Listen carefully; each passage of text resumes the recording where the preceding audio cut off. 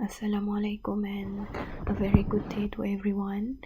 Okay, so untuk today's lesson kita akan tengok graph of trigonometric function, and dalam graph of trigonometric function kita ada tiga graph yang utama, which are sine graph, cosine graph and tangent graph. So hari ni kita nak fokus kepada sine graph sahaja. Okay, untuk sine graph, okay, kita ada original equation of sine graph dan original graph, okay, untuk sine. So ini adalah equation untuk original graph, okay, y equal to sin x, okay, where dekat depan ni kalau awak tengok ini nilai dia 1, maksudnya amplitude dia 1, dan x ini maksudnya cycle dia ada satu pusingan. Okay, so macam mana kita nak lukis sine graph ni yang original? So we have Cartesian plane. Okay, so bentuk sine yang asal adalah begini. Okay, dan satu pusingan ini dia approach 2 pi lah. Dia sampai 2 pi dan dekat sini pi. Dan dekat sini of course lah 0, right? Okay, so bila kita bahagikan dekat 2 dekat sini, kita akan dapat pi per 2. So kita bagi 2 dekat sini, kita akan dapat 3 pi per 2. Okay, so amplitude, ini amplitude. Okay, amplitude tadi saya nyatakan dekat sini ini adalah 1. So dekat sini 1. So dekat sini akan negatif 1. Okay, so dia sama. Alright, sebab tu dia punya limit adalah 1 sehingga negatif 1 sehingga 1 sahaja. Okay, untuk sine graph kita akan ada 5 modification. Modification tu maksudnya kita akan modify graph ini menjadi graph-graph yang lain.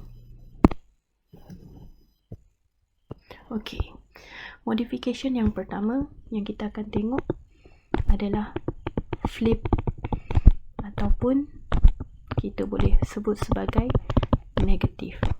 Okay, negatif. So untuk equation graph yang kita akan flip adalah y equal to negative sin x. Okay, negative sin x ini adalah dia punya equation. So macam mana kita nak draw graph ni? Okay, macam biasa kita akan ada Cartesian plane.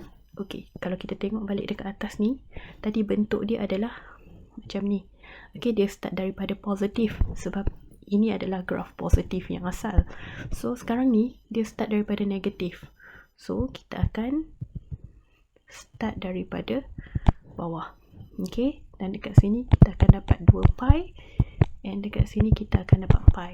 Sama juga macam tadi. Okay, this one will be pi over 2, and this one will be 3 pi over 2. Okay, so dekat sini amplitude dia adalah 1, and here will be negative 1. So beza dia dengan yang tadi adalah bentuk tu sahaja. Dia dah flip. Okay, dia dah terbalikkan sebab dia adalah negative graph. Okay, untuk modification yang kedua, okay, modification yang kedua adalah kita akan tengok pada dia punya cycle. Okay, pada dia punya cycle.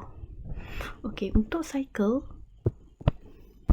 okay, maksudnya perubahan dari segi dia punya pusingan. Okay, sebagai contohlah kita tengok kalau tadi original kita ada sin x satu pusingan, itu adalah original. Okay, sekarang ni kita nak tengok macam mana kalau dia dua pusingan. Okay, macam mana bentuk dia kalau dua pusingan. Okay,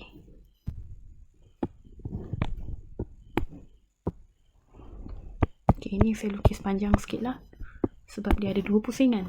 So macam mana nak lukis? Pusingan pertama, pusingan kedua. Okay, so bila dia dua kali pusingan ni, dia tetap sampai 2 pi. Okay, dia tetap sampai 2 pi.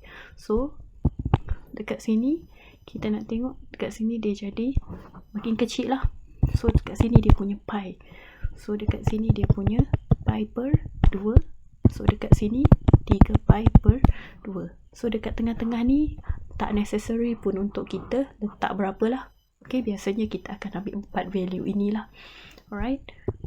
So macam biasa kalau kita tengok dekat hadapan ini, amplitude dia adalah 1. Okay. Dan dekat sini amplitude dia adalah negatif 1. Okay. So itu adalah modification yang kedua. So kita boleh tengok lagi example.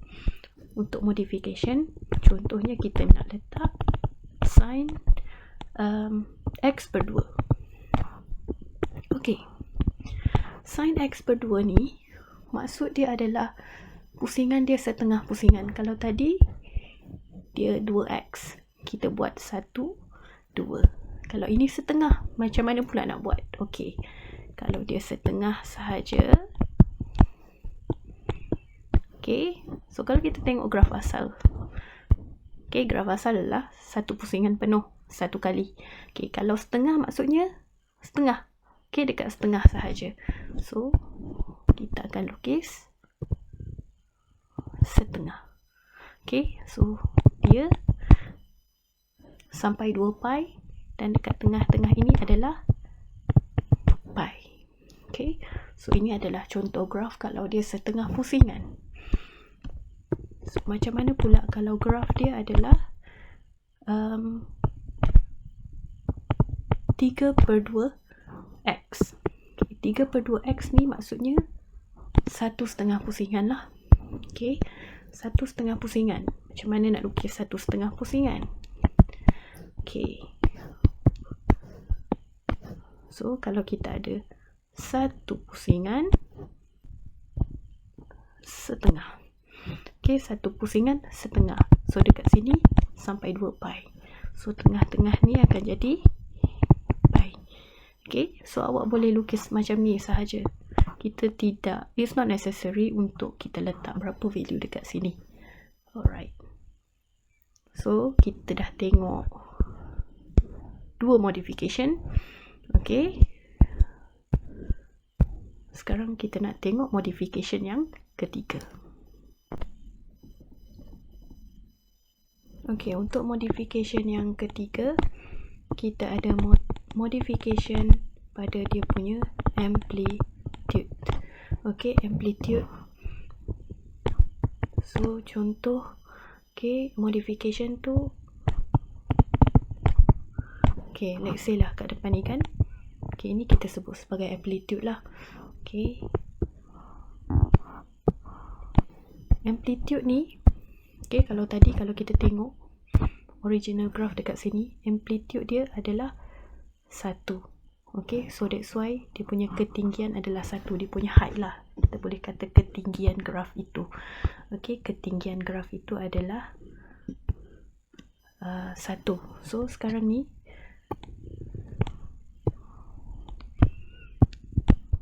okay, ni kita punya graph. Okay, kita lukis macam biasa, satu pusingan. Kita tengok cycle dia dahulu. Okay, kita tengok cycle dahulu. Satu pusingan. So, kita tahu dekat sini 2 pi. Dekat sini adalah pi. So, we have pi over 2 and 3 pi over 2. Okay, so beza dia dengan yang asal adalah kita ubah bahagian ini sahaja. Okay, ketinggian dia akan jadi 2. Okay, let's say dekat sini kita tukar 3. Okay, kita tukarlah kat sini. Contohnya, kita letak sini sebagai 3.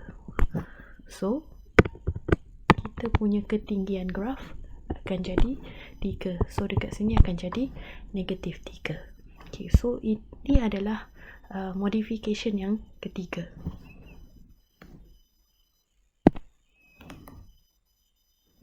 Okay, seterusnya kita nak tengok modification yang keempat. Modification yang keempat ni adalah shift the graph, shifting of the graph lah.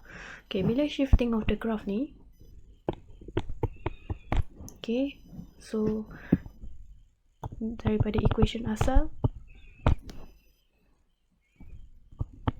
dia akan shift.